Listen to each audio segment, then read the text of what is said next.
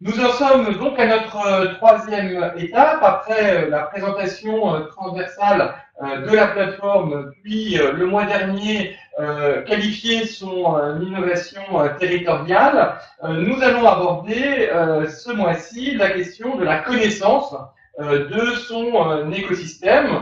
Et donc, nous sommes très heureux que la diversité des territoires représentés à ce webinaire, puisque bien évidemment, tout l'enjeu est bien évidemment de pouvoir tenir compte de la réalité et des spécificités de son territoire. Alors, quelles sont donc finalement les questions qui se posent pour connaître son écosystème? Eh bien, c'est bien de savoir finalement quels sont les besoins prioritaires, de savoir quels sont les acteurs qui le constituent, et puis bien évidemment quelles sont les dynamiques déjà à l'œuvre d'un territoire à l'autre, puisque c'est bien cette triple composante qui permet de définir les innovations qui répondent réellement aux besoins du territoire concerné. Mais peut-être est-il intéressant de pouvoir redéterminer de quoi parle-t-on quand on parle de territoire, puisque finalement, ce mot désigne de nombreuses réalités. La première d'entre elles, souvent celle à laquelle on associe d'ailleurs, c'est la question du territoire administratif. Mais bien évidemment, un territoire est bien au-delà d'une région administrative ou d'un territoire administratif.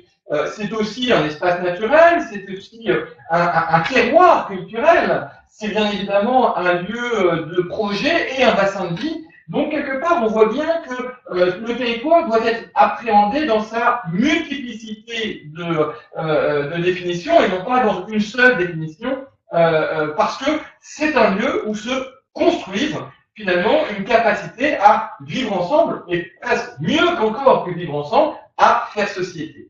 Et donc, pour comprendre le territoire, encore faut-il pouvoir savoir, mais finalement, quels sont les besoins et les fragilités, puisque d'un territoire à l'autre, et nous verrons à travers les résultats de l'étude phare de l'Observatoire des partenariats, les priorités ne sont pas la même, les fragilités ne sont pas nécessairement dans le même ordre. Deuxième point, bien évidemment, qui sont les acteurs qui constituent l'écosystème local. Et puis, troisième point, finalement, quelles sont les actions pour répondre aux besoins des territoires. Et nous verrons avec une dynamique un peu particulière sur comment animer finalement le territoire pour pouvoir répondre ensemble aux besoins du territoire. Et donc, nous avons ainsi déterminé l'ordre du jour de notre webinaire, avec, dans un premier temps, les fragilités territoriales, et à l'œuvre pour y répondre. Nous aurons dans un deuxième temps un petit aperçu du panorama des acteurs territoriaux, suivi des dynamiques d'animation territoriale. Nous remercions beaucoup nos amis de Ville au Carré d'avoir accepté d'illustrer très concrètement cette nouvelle dynamique de catalyseur territorial qui est en train d'émerger en France depuis une dizaine d'années. Et puis, nous finirons par, finalement, concrètement, quels sont les outils que vous pouvez trouver sur la plateforme d'innovation territoriale en action. Encore une fois, cette plateforme est la vôtre, elle est faite pour se co-construire tout au long de cette année 2019. Nous l'aurons finalement co-construite au 24 décembre prochain. Et donc, n'hésitez pas à nous faire remonter vos idées, vos remarques et vos questions. Et en ce qui concerne les questions, bien évidemment, ce webinaire est interactif. Donc, n'hésitez pas à poser vos questions à travers la petite icône commentaire qui permet de pouvoir nous transmettre vos questions et, bien évidemment, nous y répondrons pour que cette dynamique soit participative et interactive. Elodie, pouvons-nous faire le point sur les fragilités territoriales et le mouvement à l'œuvre pour y répondre?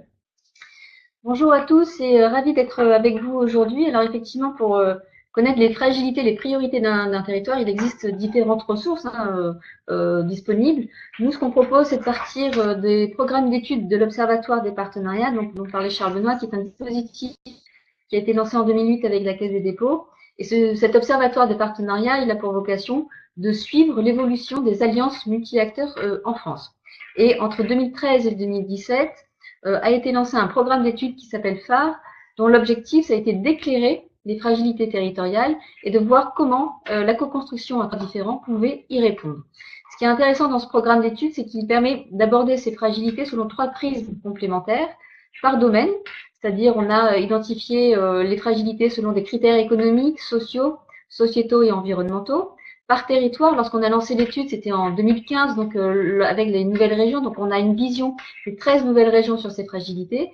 Et puis par acteur, puisqu'on a questionné des citoyens, les entreprises, les associations et les maires sur leur perception des fragilités de leur territoire et comment ils percevaient aussi les mouvements de co-construction en France. Alors, sur ces fragilités, qu'est-ce qu'on constate dans le programme phare? C'est que d'abord, la fragilité, c'est une notion qui est évolutive, évidemment, et qui dépend de son environnement. Et on les a classés, selon ce que je disais tout à l'heure, 4 grands critères. Des critères économiques, dont vous voyez l'emploi, le développement économique, le niveau de vie. Des critères sociaux avec la pauvreté, le mal logement, la diversité, le vieillissement et puis l'isolement. Des critères sociétaux où l'on retrouve les questions de l'éducation, la santé, la sécurité, la mobilité, l'accès au numérique et la culture loisir. Et enfin, des critères environnementaux, on y retrouve toutes les questions liées à l'environnement, la pollution et la biodiversité, et enfin les questions de transition énergétique. Donc 16 domaines, donc 16 fragilités qui ont été questionnées, sur lesquelles nos 4 acteurs, donc c'est-à-dire les associations, les entreprises, les citoyens et les maires, se sont positionnés pour nous dire comment ils les percevaient. Alors, ce que nous dit le programme phare aussi, c'est que finalement, selon l'acteur, en fait, cette perception des priorités, notamment en France, elle n'est pas la même. Par exemple, les citoyens considèrent que les 3 premières priorités, c'est d'abord l'emploi. Ensuite, il y a les questions de sécurité. Et enfin, en 3e position, il y a la question du niveau de vie. Si on regarde ce que pensent les associations, elles considèrent comme prioritaire et à part égale la question de l'emploi et du vieillissement. Et en dessous, nous avons la question du lien social. Et enfin, les entreprises considèrent l'emploi comme la première des priorités, si je puis dire, suivie par la pauvreté et enfin par le niveau de vie. Donc on voit bien que selon l'acteur, sa perception des priorités ne sera pas la même si en l'occurrence au niveau national, l'ensemble des 3 acteurs considèrent l'emploi comme étant la première des priorités. Ça, c'est la vision des acteurs. Et puis si on regarde aussi les territoires, en fait, on s'aperçoit que d'un territoire à l'autre, les fragilités de ces territoires ne seront pas du tout les mêmes. Donc ce qui est très intéressant grâce à ce programme phare, c'est de voir qu'il y a une diversité des situations selon les acteurs, selon les territoires, et ça oblige d'une certaine façon à inventer, mais surtout à adapter les solutions pour pouvoir répondre à ces enjeux locaux. Alors, pour nous, pour répondre, pour inventer et répondre à ces enjeux, il y a la co-construction en facteurs différents. Et qu'est-ce que ça apporte finalement la co-construction territoriale? Dans le programme phare, on a identifié 3 natures d'impact qui finalement concernent l'ensemble des acteurs qui sont impliqués. Il y a la possibilité de faire émerger, voire développer des innovations, qu'elles soient territoriales, sociétales. Ça engendre de la confiance entre ceux qui sont impliqués dans cette co-construction, et puis aussi de la performance. Et ces 3 natures d'impact qu'on a qualifiées, en fait, ils sont aussi constatés par un réseau d'acteurs qu'on appelle les catalyseurs territoriaux, dont on reparlera tout à l'heure, qui ont été questionnés sur ces 3 impacts et qui nous disent finalement que la co-construction territoriale, ça permet en premier de faire émerger des innovations territoriales et de créer de la confiance entre les organisations qui sont impliquées. Et ensuite, dans un second temps, ça permet pour chacun des acteurs d'augmenter, d'accroître leur propre performance. Et ce qui est intéressant aussi, c'est de voir finalement cette dynamique de co-construction, comment elle est vue et vécue par les maires. Alors, on leur a posé la question aux maires, est-ce que vous considérez que votre territoire est porte une dynamique de co-construction? Ils sont 76% à nous dire que oui, leur territoire est entré dans une logique de co-construction. Alors après, évidemment, ces 76%, il faut un peu nuancer et comprendre comment ils se découpent. 17% d'entre eux nous disent que la co-construction, c'est un mécanisme qui est ancré dans le fonctionnement même du territoire. 13% qu'il existe de plus en plus d'initiatives et que quand même 46% considèrent que ça commence à émerger. Donc on est face à une dynamique qui est en émergence et qui se structure progressivement. Et dans ce mouvement qui est donc en émergence, les maires, eux, ils ont aussi une volonté d'y participer, très clairement. Et ce qui est intéressant, c'est de voir que, en fonction du profil des maires, leur façon de participer sera probablement un peu différente. On a identifié 5 profils de maires. On a les idéalistes qui sont plutôt conceptuels, les volontaires qui ont vraiment une volonté d'agir, les coordinateurs qui sont dans le participatif, les bâtisseurs qui sont vraiment dans une logique très pragmatique et très concrète, puis les gestionnaires. Donc on voit bien qu'en fonction de qui ils sont et de comment ils abordent cette question-là, leur capacité à agir et leur volonté de s'impliquer sera un petit peu différente. Donc ça, c'était la vision des maires, mais il y a aussi, pour comprendre cette dynamique, de voir comment les pratiques partenariales entre organisations ont évolué ces dernières années. Et là, ce qui est très intéressant, c'est que depuis plusieurs années, on voit que ces relations partenariales évoluent et deviennent de plus en plus matures. Dans les années 90, on était plutôt dans une logique de solidarité où l'objectif, c'était vraiment de contribuer à des projets d'intérêt général. Dans les années 2000-2005, on a vu émerger de nouvelles pratiques. Et enfin, depuis à peu près 2010-2012, on voit que l'ensemble des acteurs, enfin, les modèles se transforment et que l'ensemble des acteurs se mobilisent pour qu'ensemble, ils puissent déployer à plus grande échelle des innovations sociales. Et évidemment, ces trois périodes-là ne sont pas exclusives les unes des autres, mais au contraire, elles se cumulent et elles se complètent. Et ce qui est intéressant aussi, c'est de voir un exemple, une illustration des relations partenariales entre entreprises et associations qui se diversifient et qui aussi évoluent depuis 10 ans. Lorsqu'on regarde les chiffres, par exemple, des entreprises, on a 37% des entreprises de 10 salariés et plus qui sont en partenariat avec les associations, et de l'autre côté, des associations, 38%, qui sont en partenariat avec les entreprises. Et dans les deux cas, pour ces deux acteurs, en fait, ces taux de pratique ont pris plusieurs points, 5 à 8 points depuis 5 ans. Et finalement, si on regarde l'ensemble du nombre de partenariats que ça représente, on est à 1,2 million de partenariats entre entreprises et associations. Donc on voit par ces chiffres que la co-construction est en émergence et que les organisations, et notamment en l'occurrence les entreprises et les associations, progressent dans leur pratique et évoluent également dans leur type de relation. Et donc, je relaisse la parole à Charles Benoît, qui va du coup, après avoir vu ce mouvement de co-construction, comment les acteurs répondaient aux fragilités des territoires, qui sont les acteurs sur les territoires, quel est le panorama des acteurs territoriaux? Alors, concernant les territoires, finalement, il y a deux grandes dynamiques à l'œuvre. Il y a d'abord celui des personnes et le pouvoir d'agir, finalement, de chacun de nos concitoyens dans la force de l'engagement qui est la sienne, que ce soit à travers le bénévolat, là où ils travaillent, cette dynamique finalement d'acteurs individuels. Mais il y a aussi, et c'est toute la dynamique qui a évolué de cette co-construction, la capacité des organisations à agir ensemble, à interagir ensemble dans cette dynamique de territoire. Et bien évidemment, on ne peut rien faire sans la volonté d'engagement individuel de chacun, mais la force transformatrice, elle est aussi quand les organisations de mondes différents travaillent ensemble.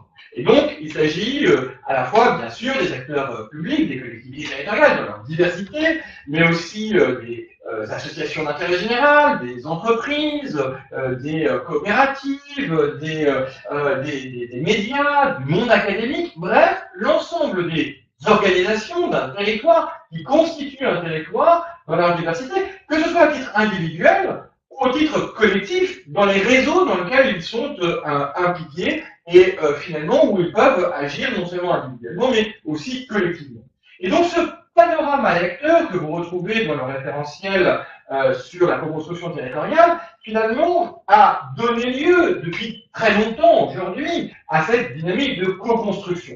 La co-construction territoriale n'est pas nouvelle si on regarde finalement la diversité des modèles de gouvernance territoriale. Elle existe depuis très longtemps, les années 60, avec les agences de développement, jusqu'à plus récemment, dans les années 2010, l'émergence des PTCE, des pôles territoriaux de coopération économique, ou des fondations territoriales, qui sont sans doute les dernières émergences finalement de capacité d'avoir une volonté d'agir ensemble au service d'un territoire. Donc cette dynamique finalement de co-construction territoriale n'est pas nouvelle, mais ce qui est nouvel, c'est qu'elle s'est largement renforcée et surtout qu'elle a dépassé quelques acteurs très mobilisés, très volontaires sur le territoire pour pouvoir s'étendre beaucoup plus largement finalement à l'ensemble des acteurs d'un territoire.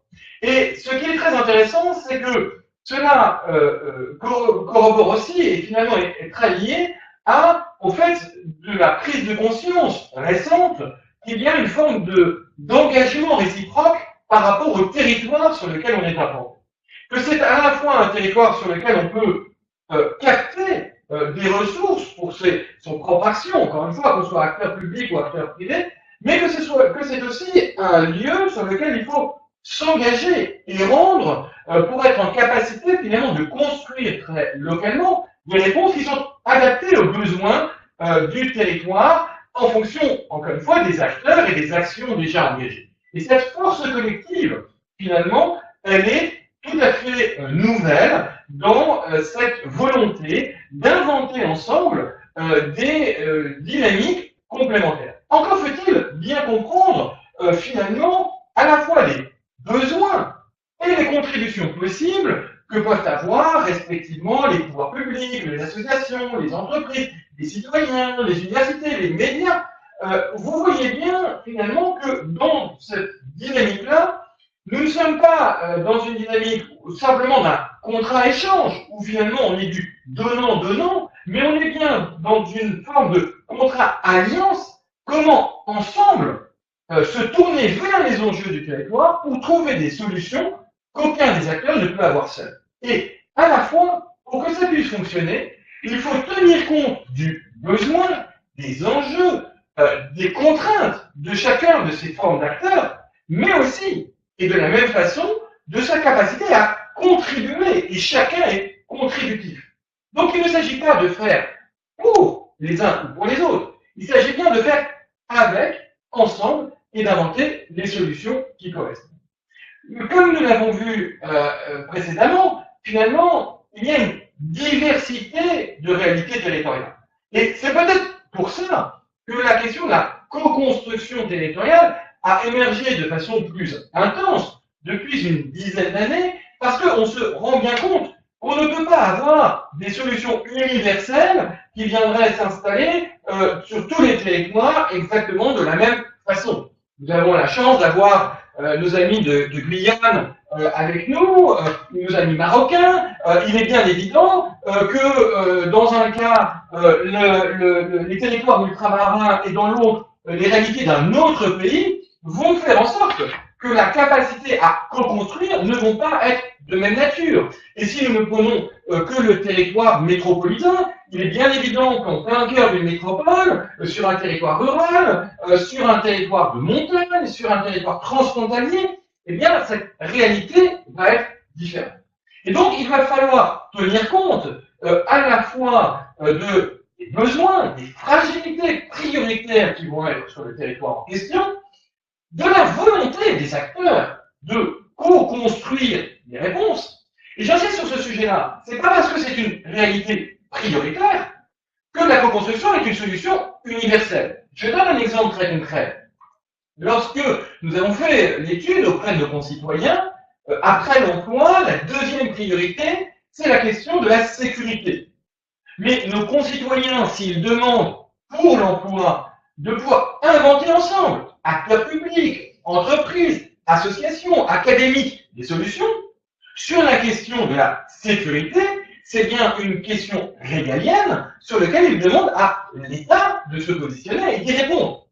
Donc, la co-construction, cette dynamique de co-construction n'est pas une solution universelle, elle s'applique bien sur, finalement, les domaines et les solutions sur lesquels les acteurs ont chacun une légitimité à partager pour inventer ensemble les solutions qui correspondent très concrètement au territoire concerné.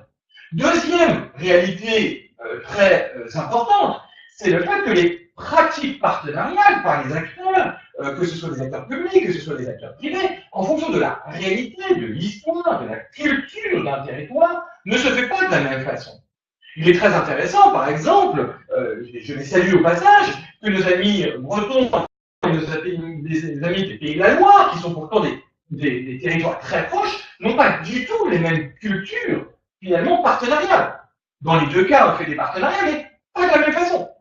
Donc on voit bien que si on ne tient pas compte à la fois des besoins du territoire, ou si on ne tient pas compte de l'historique, de la façon dont les acteurs traditionnellement travaillent, eh bien, on va vouloir avoir une solution universelle, une boîte à outils qui va s'appliquer partout et à tout le monde, qui n'a juste aucun sens.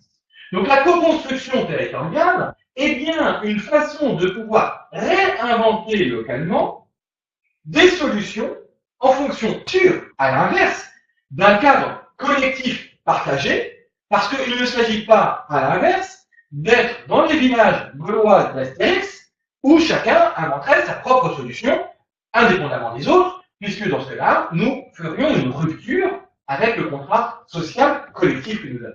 Donc il ne s'agit pas d'avoir une indépendance des territoires qui feraient ce qu'ils veulent dans leur coin. Il ne s'agit pas non plus d'avoir des solutions universelles qui descendraient de je ne sais où. Il s'agit bien, dans un cadre collectif partagé, d'inventer localement les solutions qui répondent bien aux besoins du territoire en fonction des acteurs du territoire et des solutions déjà existantes. Ce qui fait en sorte que depuis finalement quelques années, après avoir vu l'émergence, il y a une trentaine d'années, de l'ingénierie de projet, historiquement parlant, on connaît bien l'ingénierie de gestion, qui est l'autorité des collectivités territoriales qui vont à la fois gérer les politiques publiques locales et qui vont gérer aussi les politiques d'investissement. On a vu émerger, il y a une trentaine d'années, en complément de cette ingénierie de gestion d'un territoire, une ingénierie de projets territoriaux, c'est-à-dire finalement la capacité d'un acteur ou de plusieurs de se mobiliser ensemble pour avoir une solution finalement qui réponde en complémentarité par rapport à ce que peut apporter l'acteur public ou l'ensemble des acteurs d'un territoire. Et donc, c'est la mobilisation autour d'un projet finalement des acteurs du territoire. Pour donner un exemple, nos amis d'Initiative France, lorsqu'on a inventé les plateformes initiatives, c'était bien autour de l'accompagnement à l'emploi, de pouvoir mobiliser tous les ensembles des acteurs du territoire pour pouvoir justement répondre à ce besoin. Mais il y a une dizaine d'années, a commencé à émerger un troisième besoin d'ingénierie. C'est l'ingénierie relationnelle. C'est-à-dire de se dire, mais finalement, comment on crée des liens entre les acteurs et les différents mondes d'un territoire. Parce que ce qui a été constaté, c'est que finalement, on arrivait assez facilement à mobiliser les 5-10% d'acteurs très pionniers d'un territoire, très engagés, que ce soit dans les collectivités territoriales, que ce soit dans les entreprises, les associations. Voilà, les 10 premiers pourcents, finalement, étaient déjà à l'heure. D'où tous ceux engagés depuis très longtemps dans les agences de développement, ou ceux qui ont créé plus récemment les PDCE ou les fondations de territoire. Mais la question n'est plus aujourd'hui seulement de mobiliser ces pionniers, ces acteurs, ces engagés, ces 10% qui font la dynamique d'un territoire, mais de dire comment mobiliser le reste. Ceux qui ne sont pas encore montés dans le bateau d'une capacité à inventer ensemble des réponses adaptées au territoire. Et là, ce qui est très intéressant, c'est qu'on a vu émerger deux réponses. La première, c'est une réponse sur comment favoriser l'engagement participatif de nos concitoyens. Et vous voyez bien tout ce qui a pu être mis en place, soit par les institutions, comme les conseils de quartier, soit à titre plus individuel, comme start-up de territoire, la capacité à mobiliser la personne. Et puis, est née aussi une deuxième capacité de mobilisation. Celle non plus des individus, à titre personnel, mais des organisations en termes de corps sociaux. Comment mobiliser l'ensemble des associations, l'ensemble des entreprises, l'ensemble des acteurs et la diversité des collectivités territoriales, l'ensemble des acteurs académiques d'un territoire pour réfléchir, construire ensemble des solutions. Et cette ingénierie relationnelle est venue compléter la richesse de l'ingénierie déjà existante sur les territoires. Elle ne vient absolument pas se substituer ni à l'ingénierie de gestion, ni même à l'ingénierie de projet. Elle vient apporter une troisième pierre à cet édifice. Et c'est quelque chose de très important. Parce que peut-être que ce qui a évolué depuis une trentaine d'années, c'est justement cette difficulté progressive qu'ont eu les acteurs à sortir de leurs propres actions, y compris parce qu'ils étaient de plus en plus à gérer des urgences, des complexités, pour finalement recréer le lien.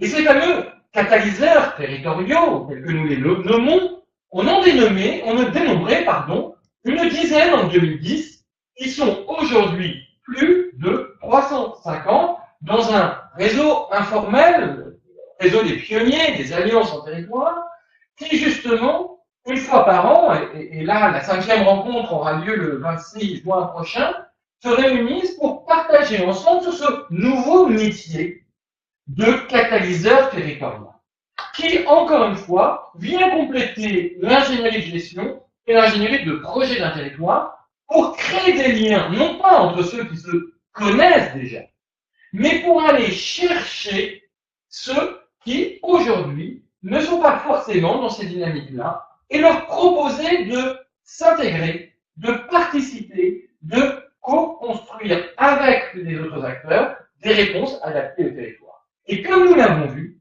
il ne s'agit pas d'être dans une dynamique simplement de donner au territoire. Il s'agit aussi d'être dans une dynamique qui permet de se nourrir de cette réalité du territoire. Comme l'a dit très justement Élodie, la question de ces alliances, cette co-construction, si elle se développe aujourd'hui, si cette 3e ingénierie relationnelle se développe, c'est parce que chacun a bien compris que ces alliances créent à la fois de l'innovation, renforcent la performance de chacun des acteurs qui la constituent, mais aussi, et peut-être surtout, est un outil de confiance pour favoriser l'engagement. Favoriser l'engagement à titre individuel, mais aussi favoriser l'engagement à titre collectif. Et c'est là où cette dynamique de co-construction territoriale prend un rôle tout à fait particulier. Et donc peut-être, Élodie, est-ce intéressant de faire un focus, un zoom sur cette 3e ingénierie territoriale? Tout à fait. Donc, c'est ce qu'on vous propose maintenant de voir finalement c'est quoi un catalyseur territorial, puisque c'est lui, notamment, qui va porter cette fameuse ingénierie relationnelle. Donc, le rôle d'un catalyseur, c'est de créer de l'interconnaissance, du liant entre les organisations du territoire. Alors, ce que disait Charbonneau tout à l'heure, en fait, les organisations sont déjà en lien entre elles. Mais ce qui est intéressant, c'est que depuis quelques années, il y a un besoin que cette interconnaissance, ce liant, soit organisé et porté par un acteur. Donc, c'est dans ce sens-là où c'est nouveau. Et donc, c'est ça qui est intéressant, c'est de voir que finalement, ce catalyseur territorial, son enjeu, et c'est là où sa complexité, c'est qu'il va devoir trouver un langage commun qui va être capable d'être compris par les acteurs publics, par les acteurs associatifs, par les entreprises, par l'ensemble des acteurs du territoire pour qu'ensuite, ils soient en capacité de mieux se connaître et de créer des relations et donc des synergies. Donc, ce catalyseur territorial, il doit évidemment très bien connaître son territoire, ses enjeux et toute la diversité des acteurs qui le composent et de leur capacité ou non d'ailleurs à pouvoir interagir entre eux. Donc, leur grande compétence, leur grande mission, c'est le dialogue territorial, c'est de pouvoir mettre en réseau, en relation, c'est parfois d'accompagner les organisations, ça peut être aussi être à l'origine d'une expérimentation collective. Et nous, ce qu'on voit dans nos travaux de recherche, c'est que finalement, ces catalyseurs territoriaux, ils peuvent être de profils très divers. Ça peut être des collectivités territoriales, ça peut être des associations, des entreprises et aussi des universités.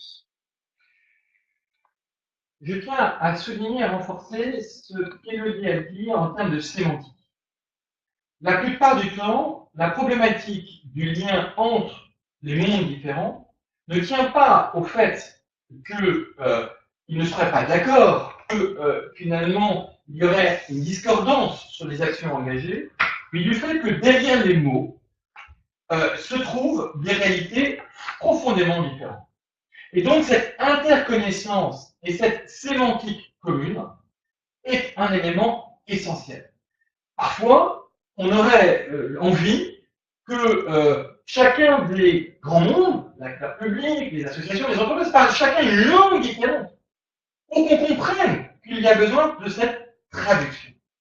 Et dans la plupart du temps, et nous qui, en tant que laboratoire de recherche empirique, travaillons depuis 12 ans sur ce sujet-là, 9 cas sur 10, les mésententes sont plus liées à un mot qui n'a pas été perçu de même côté, de la même façon, plus que fondamentalement sur des différences de position.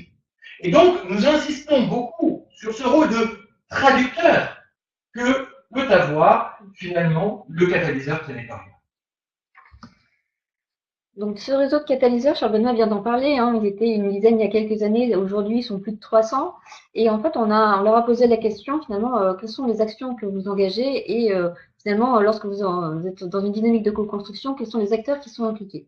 Donc, ce qui est intéressant, c'est de voir que finalement, cette dynamique de co-construction, elle commence d'abord par le dialogue territorial et c'est ensuite que les actions vont pouvoir être mises en œuvre, comme l'expérimentation collective, comme l'accompagnement. Et puis, si on regarde les acteurs qui sont le plus souvent fréquemment impliqués dans ces dynamiques de co-construction, finalement, on s'aperçoit que les acteurs publics et les entreprises ne sont pas systématiquement impliqués, alors que les associations le sont un peu plus fréquemment. Donc, on voit une hétérogénéité encore des pratiques, mais comme c'est un métier en émergence, des mouvements en émergence, cette maturité va se construire progressivement. Donc, pour conclure sur ces dynamiques d'animation, nous, ce qu'on constate, c'est qu'il y a la nécessité, selon nous, de favoriser cette ingénierie de la relation pour faire émerger donc des dynamiques de co-construction. On voit en parallèle et par ailleurs qu'il y a de plus en plus d'émergence de tiers-lieux, de lieux de coopération où ce sont des lieux d'échange. Et ce qui nous semble en tout cas très très intéressant, c'est que si en plus cette ingénierie de la relation et ces infrastructures s'associent, si je puis dire, à ce moment-là, il va y avoir un effet de levier majeur pour permettre à ces dynamiques de co-construction de se développer très particulièrement. Ça, c'est un point qui nous a beaucoup marqué. C'est que, en fait, ces deux dynamiques qui sont issues finalement de la même volonté de construire, d'avoir à la fois des acteurs et des lieux neutres pour construire ensemble, sont deux dynamiques parallèles qui parfois ne se sont pas encore rencontrées. C'est-à-dire que nous n'avons pas totalement conscientisé qu'il fallait à la fois des lieux neutres, qui ne soient pas un lieu où l'un invite l'autre, mais bien un lieu collectif, et notamment indépendant des lieux institutionnels classiques, des lieux de dialogue et de débat lorsque l'acteur public invite à dialoguer sur le territoire.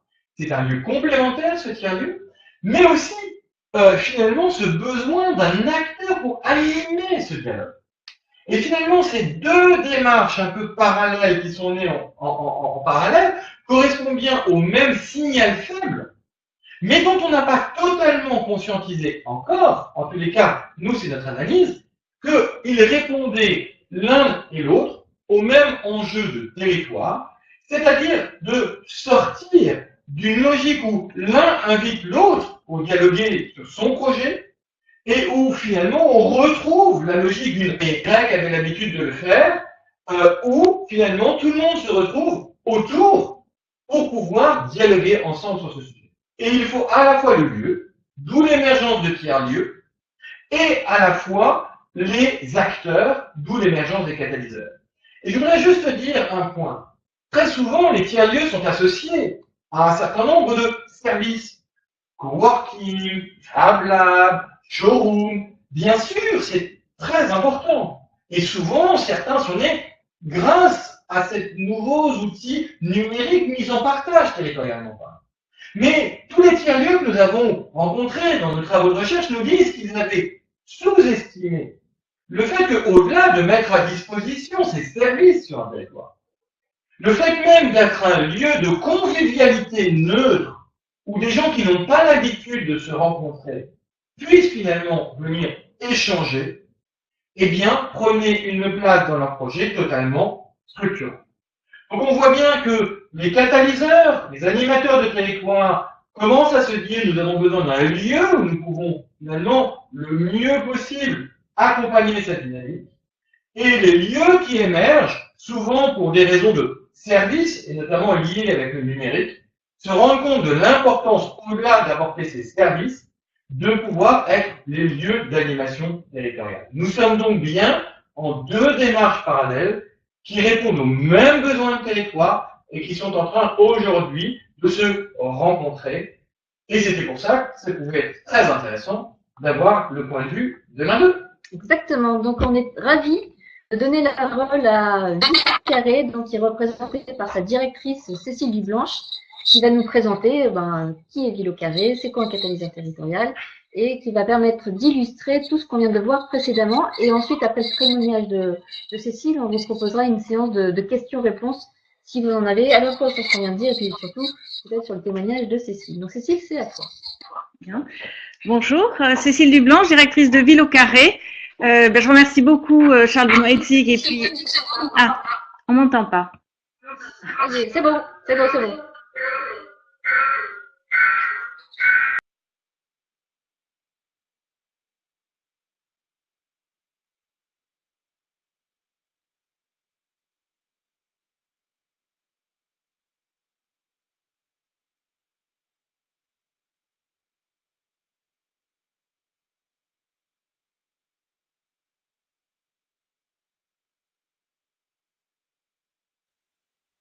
Cécile, on vous entend pas. Là. Est-ce que vous m'entendez là? La technique nous fait écho. Mince. On avait… Vous m'entendez pas? Pourtant, j'ai bien mes trucs verts. Vous pouvez reprendre, pardon pour cette… Alors, je reprends depuis le début. Donc bonjour, Cécile Dublanche, directrice de Ville au Carré. Ville au Carré est un outil qui a été voulu par des élus pour des élus et leurs collaborateurs, fondé il y a 12 ans par l'État, le Conseil régional Centre-Val de Loire, les universités, des bailleurs sociaux et la Caisse des dépôts. C'est important de situer justement les fondateurs puisque ça montre que nous sommes dans un collectif d'acteurs qui travaillons justement sur la cohésion sociale et territoriale et sur la co-construction des projets. Donc, je me sens toujours très heureuse d'entendre les propos de Charles Benoît Hetzig et d'Élodie qui décrivent parfaitement, avec beaucoup de recul et beaucoup de, je trouve, d'intelligence, la manière dont les territoires peuvent interagir, la manière dont le système d'acteurs est vraiment fondamental pour pouvoir trouver des solutions nouvelles. Et voilà, j'ai été très heureuse aussi de participer à un parcours de la co-construction territoriale que vous avez organisé pour faire émerger, plus préciser peut-être davantage, ce métier de catalyseur territorial. Et j'ai eu le plaisir de réaliser que ce que nous faisons, finalement, c'était aussi un métier qui était en émergence. Et donc, c'est intéressant de pouvoir mettre des mots concrets sur ce métier. Pour situer notre manière de travailler, vous pourrez voir plus tard, enfin je fais une petite pub sur notre site internet villeaucarré.org, vous verrez dès la page d'actualité la diversité de la manière d'intervenir. On présente justement, ça tombe bien, notre retour sur le parcours mené avec le Rameau sur la co-construction des territoires. Il y a, après une synthèse simple pour donner à lire en 2 pages, une publication de l'Observatoire national des quartiers, parce qu'on sait que la question de la connaissance est importante et il faut la transmettre de manière la plus accessible. Et puis, l'annonce d'une réunion à laquelle je participerai tout à l'heure, le lancement en région centre par le président de la région, François Bonneau, du printemps citoyen, où nous présenterons un travail que nous menons avec un réseau de porte-voix, activateurs de la citoyenneté, qui sont vraiment des personnes de la société civile qui s'engagent pour renforcer les démarches participatives sur le terrain. Juste pour donner l'exemple de la diversité de nos modes d'intervention, qui rejoignent justement et qui sont, alors je sais pas si c'est la cause ou la raison de cette diversité des territoires, la diversité des systèmes d'acteurs et la diversité des besoins dont parlait tout à l'heure Charles Benoît et Élodie. Pour arriver à les appréhender, il est vraiment nécessaire, à mon sens, d'avoir une pluralité de modes d'intervention à différentes échelles. Donc, on peut intervenir sur les questions des quartiers, de la politique de la ville, des villes ou des EPCI, de bassins de vie, sur l'ensemble de la région, ou de travailler sur différents domaines qui vont de la question éducative, développement économique, habitat, rénovation, les questions plus sociales ou sociétales, d'égalité femmes-hommes par exemple, parce que c'est cette culture générale des systèmes d'acteurs qui nous permettent de jouer ce rôle de catalyseur des territoires. Il a bien été dit tout à l'heure que justement la notion de territoire et elle-même représente plusieurs acceptions. Et pour pouvoir être, je pense, catalyseur des territoires, il est nécessaire de pouvoir appréhender les différentes échelles, parce que selon les projets, selon les besoins, on n'y répondra pas de la même manière en mobilisant les mêmes personnes. Donc, pour revenir plus concrètement, peut-être encore sur comment connaître le système d'acteurs, et je pourrais dire plutôt les systèmes d'acteurs. C'est vrai que nous avons cette chance d'être positionnés sur une multitude de sujets, donc on croise un certain nombre d'acteurs et je dirais assez simplement, on va essayer de repérer par thématique quels sont les acteurs publics, quels sont les acteurs privés, les acteurs associatifs, et sur le temps, il faut un certain temps aussi pour arriver à repérer les différentes personnes ou les différentes structures ressources. On va pouvoir avoir cette représentation variée.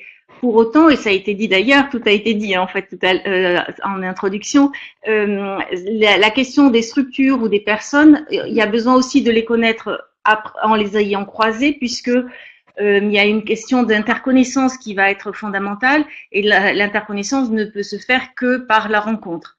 D'où notre vocation aussi à organiser de nombreuses rencontres sur différents sujets qui vont intéresser les questions de cohésion sociale et territoriale, et où on va pouvoir croiser des élus, des acteurs publics, des entreprises, des associations, des habitants, et nous allons mettre tout cela en dialogue pour pouvoir analyser justement les besoins des territoires. Parce que pour moi, le premier défi, sans doute, c'est la question de la rencontre et de l'interconnaissance des différents acteurs. Aussi parce que la bonne nouvelle, c'est que la richesse des territoires est dans les ressources, on parle de ressources humaines en entreprise, et il y a vraiment les ressources, des personnes ressources, des structures ressources, des manières de faire sur les territoires qui sont vraiment fondamentales pour pouvoir trouver des solutions aux difficultés partagées. Pour cette interconnaissance, c'est vrai qu'il faut du temps pour établir une relation de confiance. Le mot de confiance a été souligné plusieurs fois. Une attitude aussi de neutralité, de pouvoir mettre les personnes en dialogue. Nous mettons souvent les élus de différentes sensibilités ou les élus avec les habitants qui sont pas forcément avec la même vision du projet. C'est quand même quelque chose qui demande une certaine aptitude d'écoute, de médiation et de distance, tout en étant pouvant créer une certaine convivialité pour que les échanges puissent se faire. Je crois quand même que la question du temps, et nous sommes installés depuis longtemps dans notre région, est vraiment un facteur, qui nous aide au fil de l'eau à pouvoir mener cette mission. On voit à quel point toute l'action publique est vraiment traversée par, ou justement pas suffisamment traversée par le problème des cloisonnements de toutes les thématiques. Alors c'est lié aussi sans doute à la forme de l'enseignement. Les universités vont être beaucoup plus sur aussi différentes disciplines, et nous avons l'intuition que les réponses se trouvent dans le croisement des différentes disciplines, ce que le Rameau va appeler les différents domaines. Ça permet de contribuer à cette capacité de se rencontrer et du coup d'établir une autre base de connaissances des territoires, parce que il y a, par exemple, l'étude de l'étude phare est très intéressante parce que elle caractérise justement cette approche diversifiée et très très concrète des besoins des territoires. Il y a aussi la question de toute la connaissance statistique qui permet de le mettre en dialogue, mais finalement, je trouve que la connaissance réelle des territoires, on l'appréhende en étant dans le dialogue et le travail de diagnostic partagé avec les personnes. C'est pour ça que tout à l'heure, je mettais la connaissance des acteurs avant même la connaissance des territoires, parce que on a besoin des acteurs pour connaître le territoire.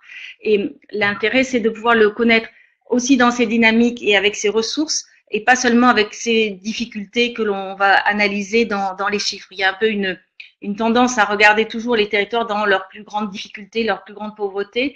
Et pour travailler sur ces questions-là, justement, il faut aussi travailler sur les ressources.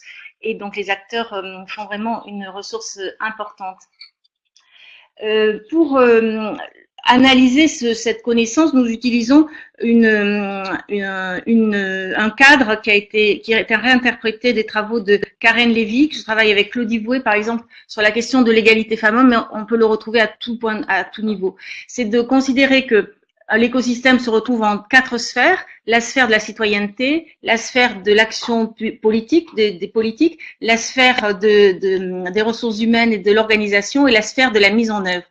Et on peut faire un diagnostic extrêmement riche et puissant avec les participants, quel que soit leur niveau, et on arrive d'autant mieux à le croiser s'il y a des élus, des habitants, des acteurs publics, des bailleurs. On le faisait l'autre jour, où on va interroger la place de chacun et le rôle qu'il peut apporter dans cet écosystème. Et c'est là où, ça a été dit aussi tout à l'heure, c'est que tout le monde a vraiment quelque chose à apporter, et c'est cette question de l'engagement des uns et des autres qui permet de faire système et d'agir sur les territoires. Donc il y a quand même aussi des outils pour arriver de manière très concrète et accessible, si on veut mettre tout le monde ensemble. Il faut sortir aussi du vocabulaire plus technique ou de nos habitudes professionnelles. J'en viens à la question j'en viens donc à la question aussi du lieu qui a été cité tout à l'heure. Effectivement, c'est d'autant mieux de pouvoir incarner une présence territoriale avec un lieu. Ça demande aussi des besoins d'animation, et ça dépend aussi, bien sûr, du territoire sur lequel on intervient. Nous intervenons au niveau régional. On a un lieu à Tours et un lieu à Orléans, mais on a besoin davantage d'aller plus en proximité pour rencontrer les personnes. Tout le monde ne se déplace pas forcément facilement, surtout si on veut travailler avec des habitants. Et du coup, je pense qu'il est intéressant d'avoir une cartographie des tiers-lieux ou des lieux tiers qui permet justement de pouvoir aller à la rencontre des acteurs sur les différents territoires et de pouvoir justement bénéficier de leur présence. Peut-être y rajouter un supplément de contenu. Quand tout à l'heure on disait effectivement il y a des tiers-lieux qui fonctionnent, mais qui sont plus des espaces que de coworking et pas forcément de vie locale. Et c'est là où le rôle des catalyseurs peut aussi se nourrir de ces différents lieux implantés en proximité, et puis d'apporter aussi cette nécessité de dialogue, d'expérimentation ou de réflexion dont il y a besoin pour faire de la co-construction territoriale. Voilà un peu. Oui, le défi, je pensais, par rapport à avoir un lieu, c'est de ne pas rester que dans le lieu et d'être aussi hors les murs pour faciliter cette rencontre. Alors, pour conclure sur ce rôle de catalyseur, on voit vraiment que c'est une question d'alchimie. Quand on a entendu cette diversité des systèmes d'acteurs, des systèmes de territoire, des différentes échelles, il y a vraiment alors je sais pas si c'est une sorte de tricotage très fin ou de dentelle pour être dans l'interaction au moment présent, mais ça s'appuie sur une bonne connaissance de l'histoire du territoire, quelle que soit son échelle, et de pouvoir forger un projet commun qui permet du coup d'être sur la co-construction. Et ce qui est encourageant, c'est la soif des personnes qui participent à nos différentes journées de se rencontrer, de travailler ensemble, de déplacer les clivages et les postures pour vraiment être au sens de l'intérêt général. Et on constate, je dirais avec le rameau, qu'il y a quand même une évolution de cette envie d'agir ensemble. Et ça, c'est quelque chose qui est très, très encourageant dans la situation actuelle. Voilà ce que je peux dire pour illustrer, j'espère, plus concrètement notre mission de catalyseur. Merci, c'est tout à fait passionnant. Et on peut retenir 3 points finalement de votre intervention.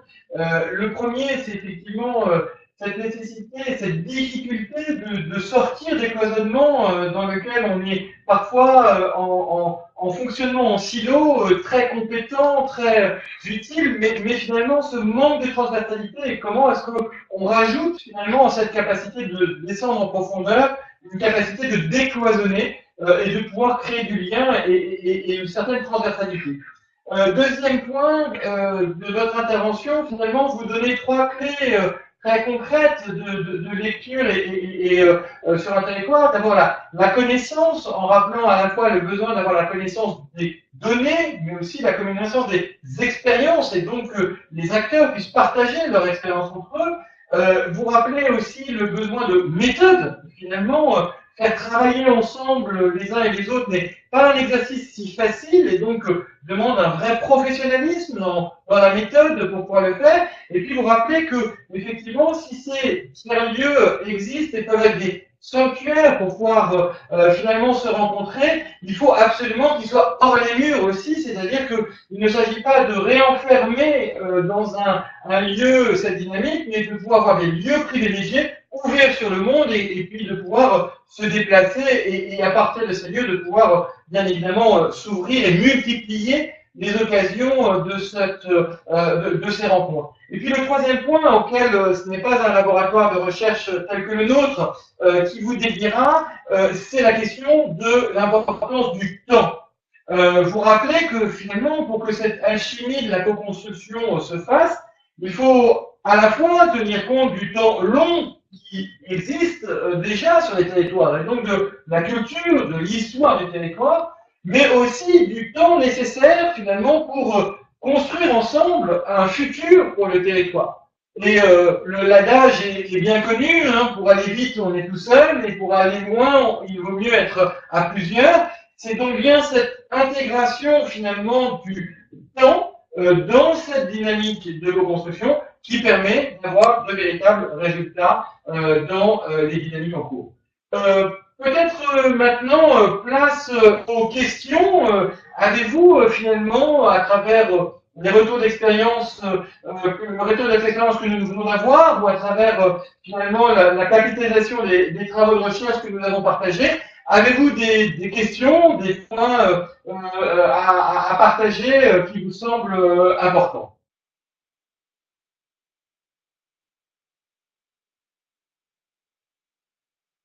Et s'il n'y a pas de questions, j'aimerais bien me tourner finalement vers... Alors, j'ai pas prévu, hein, c'est du live, mais j'aimerais bien me tourner vers Amine du Maroc. Et peut-être finalement, est-ce que au Maroc, ce que nous venons d'avoir comme exemple est quelque chose qui finalement correspond à ce que vous constatez. Donc vous pouvez finalement faire un petit commentaire là-dessus.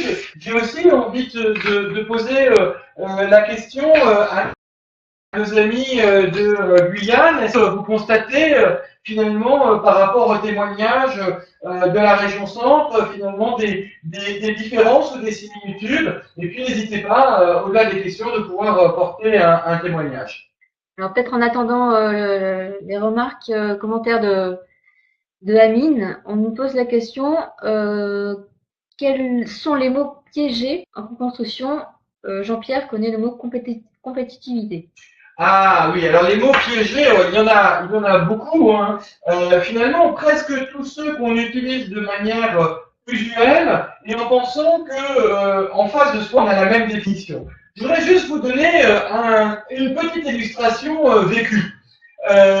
C'est sur le mot social. Le mot social, dans le monde associatif, est souvent associé à la dimension sociétale. Et dans le monde de l'entreprise, est souvent associé à la question du dialogue social, des questions internes à l'organisation.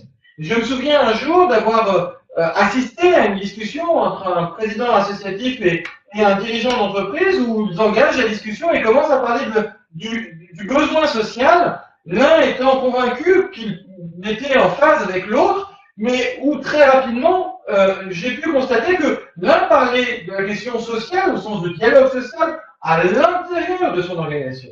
Et l'autre parlait du mot social dans une logique sociétale, de la cité, et finalement ils avaient l'impression que le discours était plutôt serein, bon, de qualité. Simplement, au bout de 3 minutes, je les ai arrêtés en disant « Mais est-ce que vous avez conscience que vous ne parlez pas de la même chose ?» Ni l'un ni l'autre ne l'avait vu. Donc, nous avons de très très nombreux mots piégés en compétitivité, on peut parler de croissance, on peut parler de bénéfices, on peut parler d'impact. Beaucoup de mots valises aujourd'hui qui finalement sont posés d'investissement, ou pour les uns il s'agit d'investissement monétaire et pour l'autre d'engagement. On voit bien que cette dynamique-là, cette sémantique, elle mérite vraiment d'être partagée. Et là, je rejoins ce que disait Cécile juste dernièrement, c'est-à-dire que quand on fait finalement ce diagnostic de territoire, quand on partage la connaissance, il est important de mettre en débat des éléments très tangibles, mais aussi de faire exprimer les uns et les autres pour dédramatiser et dépiéger, pardonnez-moi ce barbarisme, finalement les mots que les uns et les autres peuvent utiliser en pensant qu'ils sont universels, mais qui ont une réalité très différente. Vous savez que l'une des caractéristiques, et pour dire à quel point cet élément-là est profond, dans notre, dans la logique juridique, hein, la grande différence entre le contrat, un contrat français et un contrat anglo-saxon, c'est que dans un contrat français, on va commencer par définir les parties plus objectives, et dans un contrat anglo-saxon, on va définir les parties, bien évidemment, et avant de définir l'objectif, on va parler du glossaire commun. Nous n'avons pas cette tradition de glossaire, et pourtant, nous avons chacun derrière les mots souvent des définitions extrêmement différentes. Alors, Amine répond par message, du coup, disant que de son expérience, le temps est extrêmement important. Il y a la capitalisation aussi qui revient avec un noyau d'acteurs entrepreneurs institutionnels, qui soient issus du public, du privé ou de la société civile. Et l'importance aussi d'avoir un tiers organisateur et un processus de contractualisation collective. Alors, merci Amine pour ce témoignage et j'aimerais insister sur la notion de capitalisation. C'est très souvent un des points faibles finalement de ces dynamiques, c'est-à-dire que finalement on arrive à trouver l'énergie pour mobiliser, pour dialoguer, mais on ne prend pas suffisamment soin de capitaliser ce qui s'est fait et ce qui finalement reste parfois de façon informelle. Et si une des personnes part, on n'a plus finalement cette historique. C'est d'ailleurs pour ça, et on y travaille notamment avec nos amis du catalyseur de Toulouse, de l'Université de Toulouse, Paul Sabatier, c'est que cette question du rôle que les acteurs académiques peuvent aussi jouer pour aider à capitaliser ces démarches est un point très important et c'est là où on se rend compte qu'on a vraiment besoin de toutes les compétences d'un territoire pour pouvoir finalement co-construire. Et alors, je reviens à une question de Sandrine plutôt, et ça s'adresse plutôt à Cécile. La question étant l'utilisation des outils numériques en complément des échanges présentiels. Donc, Ville au carré, comment ça se passe? Est-ce que le numérique est quand même utilisé pour animer ces échanges collectifs? Je ne sais pas si Cécile est… Allô? Vous m'entendez? Oui. Ça va? D'accord. Alors, c'est une très, très belle question pour nous parce que justement, quand on a construit Ville au carré, il y a 10 ans, on a vraiment pris en compte les usages numériques collaboratifs. Et on a appris effectivement à travailler à distance sur des documents partagés et puis sur on va dire des bases de données partagées, une bibliothèque en ligne partagée aussi avec d'autres centres de ressources. Et effectivement, le numérique permet de faire beaucoup, beaucoup de choses. Il y a 2 écueils. D'une part, pour l'interconnaissance, on a quand même besoin de se rencontrer. C'est une évidence, mais je crois qu'il faut le dire. Et c'est parce qu'on se rend compte qu'on arrive mieux à communiquer après à distance. On a quand même une certaine des acteurs avec lesquels on travaille sur les questions de politique urbaine n'ont pas forcément les mêmes connexions. Nous, on utilise beaucoup Google parce que c'est encore gratuit et que c'est très, très performant. Et puis, des administrations ne peuvent pas. Donc, on a déjà ce problème parfois d'outils qui aillent pour tout le monde. Et puis, dans notre région, en tout cas, je crois qu'elle est aussi malheureusement caractérisée par ce côté-là. Les gens ne contribuent pas beaucoup aux plateformes collaboratives. Je sais qu'on est toujours très admiratif de ce qui se passe à Brest, par exemple, ou dans d'autres régions. Et voilà. Et donc, il faut du temps pour que les gens puissent vraiment être contributeurs et être dans l'échange sur ces questions numériques. Mais ça progresse. Et ce qui était très, très nouveau il y a 10 ans, effectivement, est beaucoup plus partagé maintenant. Mais je crois qu'il faut vraiment travailler sur un mixte et aider les personnes à se saisir des usages parce qu'on peut finalement croire que c'est facile pour tout le monde et ça ne l'est pas. Après, par exemple, on travaille avec des conseils citoyens. Il y en a qui sont super connectés, qui vont sur les plateformes, les réseaux sociaux et des professionnels, par exemple, qui s'en sont très loin. Donc, c'est pas forcément la catégorie de personnes, mais voilà, il y a un intérêt en tout cas effectivement d'outils collaboratifs, mais voilà, c'est un grand sujet. Merci Cécile. Alors pour répondre à Sandrine qui a eu Cathy, le webinaire de toute façon est enregistré. Donc de toute façon, toutes les interventions peuvent être réécoutées pour ceux qui auraient eu pardon, des difficultés un peu techniques pour entendre le témoignage notamment de Cécile. Donc ça nous fait une bonne transition parce que l'heure tourne. Donc ce qu'on voulait vous dire aussi, c'est de finalement qu'est-ce que vous allez trouver sur la plateforme sur la question donc de comprendre, connaître son écosystème territorial. Donc je rappelle les questions qui se posent en général, c'est quels sont les besoins, quels sont les enjeux et les réponses qui existent pour répondre à ces besoins, les acteurs et comment ils se déclinent sur le territoire.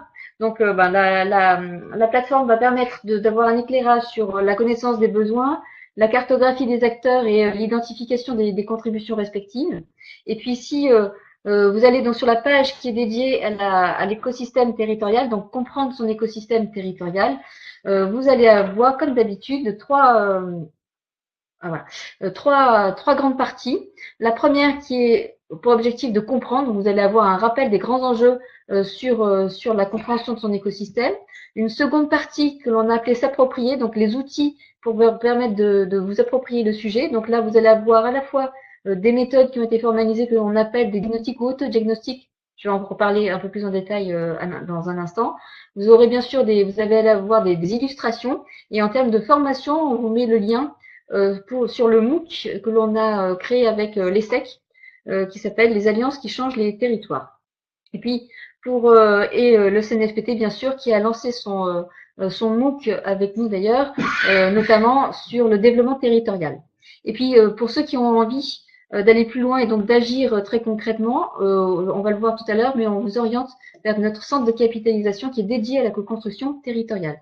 Alors, une rapide présentation des trois méthodes qui seront associées à cette thématique. Celle qui est vraiment qui concerne les territoires et la connaissance des territoires que l'on appelle le diagnostic fragilité et co-construction territoriale, dont l'objectif, ça va vous permettre de comprendre comment on peut connaître les fragilités du territoire, les domaines de co-construction. Donc là, on va se baser sur les études du programme phare, et ça va vous donner tout un cheminement de réflexion pour justement se dire mais comment on peut faire un diagnostic de territoire. Ensuite, une méthode qui s'adresse aux entreprises, que l'on appelle autodiagnostic entreprise et territoire. Donc là, l'objectif, c'est que chaque entreprise qui aurait envie de faire son propre diagnostic va pouvoir le faire. Et cette méthode-là, ça permet de croiser une démarche interne d'entreprise qui est engagée sur son territoire et comment son territoire évolue et donc comment les deux vont pouvoir se répondre. Et enfin, une troisième méthode qui est vraiment dédiée au catalyseur territorial, qui est aussi un autodiagnostic qui va permettre de se positionner dans son écosystème. Et donc cet outil-là, il sera publié le 26 juin prochain lors de la 5e rencontre des pionniers des alliances en territoire dont a parlé Charles Benoît tout à l'heure et qui se déroulera à la Fédération nationale à Paris. Pour terminer, une rapide présentation du contenu du kit pour agir plus efficacement, qui est accessible donc depuis notre centre de capitalisation co-construction territoriale, qui est organisé comme tous les kits chez nous, c'est-à-dire soit par des documents qui expliquent le cadre de référence, donc vous allez avoir les grands guides référentiels, des illustrations, différentes méthodes, que ce soit de la formation ou de la mise en œuvre, et une boîte à outils qui va permettre de donner un peu plus d'informations sur le contexte, sur des éléments de connaissance, sur des outils pratiques de mise en œuvre. Merci à tous pour ce webinaire. Nous vous rappelons que c'est un webinaire dont l'objectif c'est vraiment de co-construire tout au long de l'année avec vous finalement cette plateforme qui correspond à vos besoins. Donc systématiquement ces webinaires pour partager la connaissance et des retours d'expérience ensemble, mais n'hésitez pas à nous faire remonter vos besoins, vos questions. Elodie vient de vous présenter à la fois les méthodes que nous formalisons pour les partager en open source et ainsi que bien sûr les centres de capitalisation où l'expérience des pionniers a été partagée. Si vous avez des besoins spécifiques, s'il vous semble qu'il faut ajuster tel ou tel point de la plateforme, l'objectif est vraiment de se donner un an pour être certain que sur chacun des 7 besoins qui ont été identifiés, eh bien, vous ayez tous les outils nécessaires pour vous aider réellement à co-construire et à innover territorialement parlant. Bien sûr, si vous avez des retours d'expérience, si vous avez des outils à partager, l'objectif, c'est que cette plateforme soit la vôtre. Donc, n'hésitez pas à la partager. Et puis, bien évidemment, je vous donne rendez-vous le 3e jeudi du mois prochain. Cette fois-ci, nous réfléchirons ensemble comme pour comment faire alliance, comment apprendre à faire alliance, finalement, pour que cette co-construction territoriale soit une réalité et puisse accompagner les acteurs du territoire vers ces démarches. Merci à tous, très bonne journée et puis à bientôt. Au revoir.